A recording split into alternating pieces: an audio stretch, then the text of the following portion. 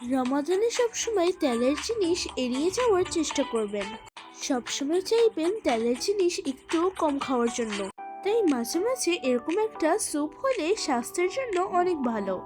এটাকে আরব দেশে বলা হয় শুরবা। এটা আরাবিয়ানরা বেশি পছন্দ করে। By the way, Assalamu alaikum. I am Mr. Nashwin and welcome back to Mr. Nashwin Cooking Channel. আজকে আমার আপনাদের সামনে হাজির হয়ে গেল একটা ইজি রেসিপি নিয়ে, সেটা হচ্ছে কোয়াকার কুইক কুকিং। আরাবিয়ানরা এই শুরবাটা বাসায় কিভাবে বানায় সেটা আপনাদের সঙ্গে শেয়ার করতে যাচ্ছে।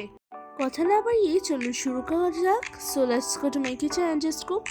শোরবা বানাতে গেলে কি কি লাগে সেটাই আমার আপনাদেরকে দেখাচ্ছে। তো আমি এখানে নিয়েছি টমেটো পেস্ট, আর এখানে নিয়েছি Quaker white oats and quick cooking. এই স্যুপটা বানাতে গেলে এই কোয়াকার কুইক কুকিং লাগবে। এটা আপনারা বড় বড় সুপার শপে পেয়ে যেতে পারেন। এন্ড দেন আমার আম্মু চুলা যাবে, দিয়ে দেবে একটা পাই প্যান, দিয়ে দেবে তেল। তেলটা গরম হয়ে আসলে আমার আম্মু দিয়ে দেবে পেঁয়াজটাকে কিছুক্ষণ ভেজে নেবে। এন্ড দেন আমার আম্মু ভেজে নেওয়া হয়ে গেলে তারপর দিয়ে দেবে আদা এবং রসুন কুচি, আর দিয়ে দেবে একটু তেজপাতা। ব্রাউন কালার হওয়া না পর্যন্ত এগুলোকে ভেজে নিতে হবে এরকম করে। যখন ভেজে নেওয়া হয়ে যাবে তখনই ঠিক দিয়ে দেবেন গরম মশলা 1 টেবিল চামচ। তারপর একদম ফুটন্ত গরম পানি এটার ভিতরে দিয়ে দিতে হবে যেন মশলাটা পুড়ে না যায়। অ্যান্ড দেন আমার আম্মু দিয়ে দেবে একটু হলুদ গুঁড়া। আমার আম্মু একটু হলুদ গুঁড়া দিয়েছে, আপনারা চাইলে স্কিপ করতে পারেন।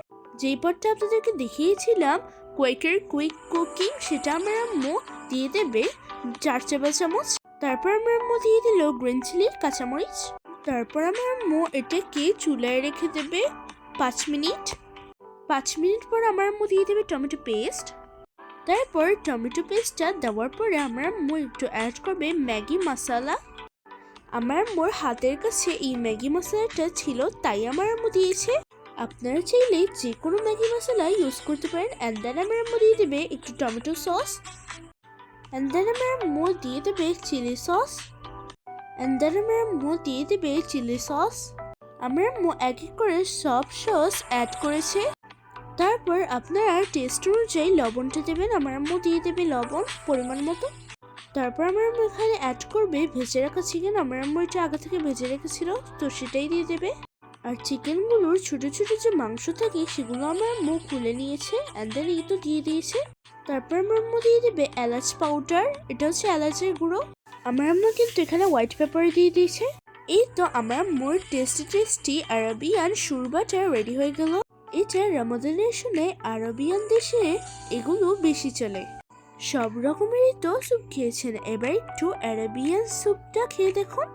যে এই স্যুপটা খাবে সেই শুধু আপনার প্রশংসা করবে।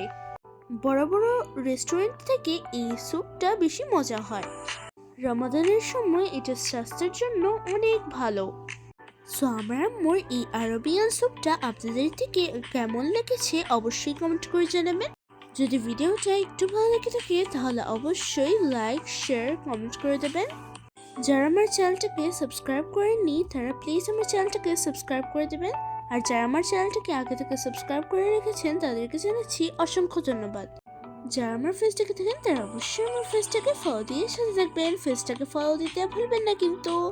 সো আজকের মতো বিদায় নিলাম। সবাই ভালো থাকবেন, সুস্থ থাকবেন, আর আমাদের জন্য দোয়া করবেন। See you in the next video. দেখা হবে অন্য কোনো ভিডিওতে। আল্লাহ হাফেজ।